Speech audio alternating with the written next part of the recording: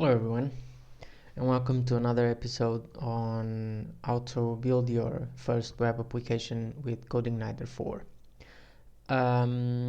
This episode will focus on controllers, how to create them, how to use them. So let's get on with it. So, what are controllers? So if you go into the documentation here and search for controllers, you'll see that you have an extensive page about them. But basically, controllers are just classes, and they'll sit on your controllers folder. As you can see, this page right here is being called, and the home controller is being used. How do we know that the home controller is being used? Because the routing system before specifies how to access the default controller. But we'll talk more about routing in a later video. For now, let's just say that this is just the same as doing this.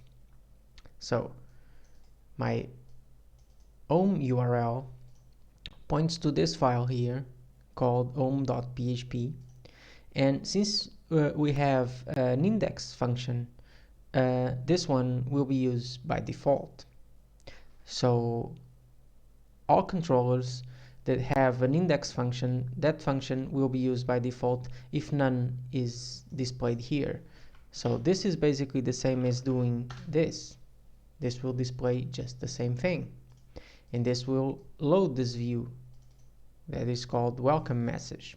So you go into the view folders. I have a welcome message folder that has all this HTML. So let's just say if I want to create another controller. So this is the default controller structure. So I define the namespace. I say that I want to use Codeigniter controller, and then I give it a name. So let's just say, let's call it blog, and we'll put it on the controllers folder. So Codeigniter app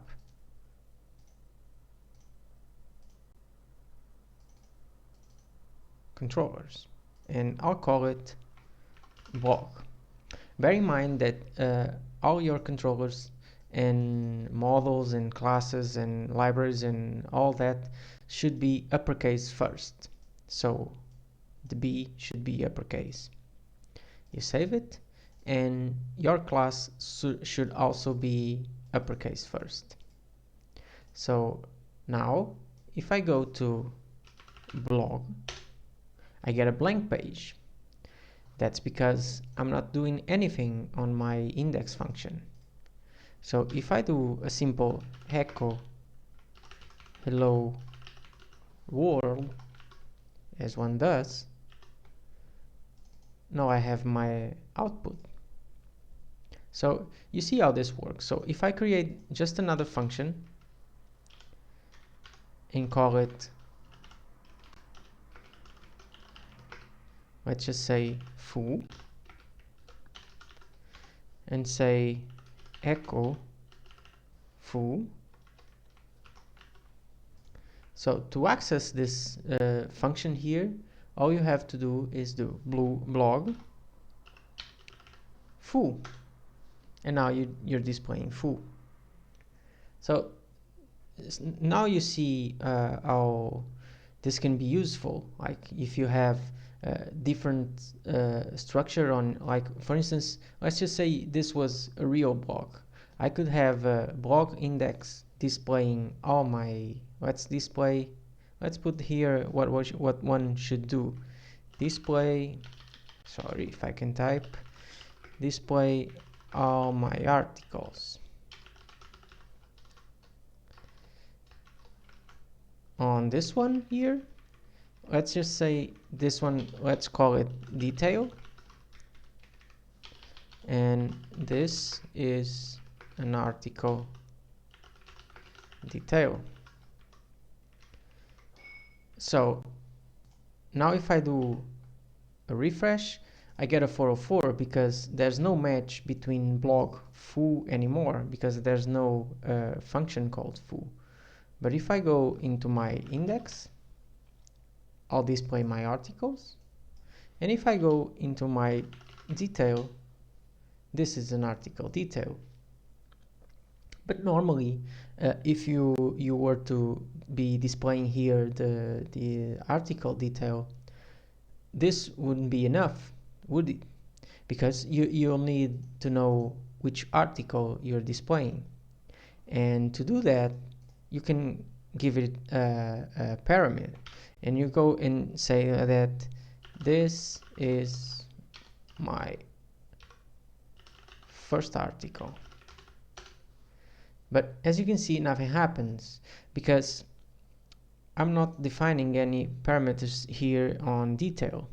So what I had to do is, let's just say this is my article slug, if I can type correctly, article slug. And now I can do this is my article called, and I can do article slug. And if I refresh, this is my article called, this is my article. So as you can see, like you can have as many of those as you can, as you want. Like if I do an extra one, let's just say for sake of argument, like a simple math problem. Let's just say you create one called public function sum, and I have value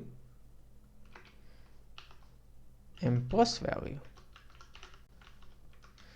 and I do echo value plus value. So to call this function, you just do sum, and then you send the values in. You say, for instance, 10 and 25, and this will output 35. So if you want a third parameter, you can do that. Like you just go and specify whatever you want, like whatever I want, and display that as well. Let me just put some line here and then echo whatever, and that's it. Oh, we have an error. Why is that? Because I didn't send the third parameter, and I have it as required because I didn't specify any default values. So what you should do in this case is this. This is what I would do. So no errors anymore. And the last one will not be displayed because there isn't any.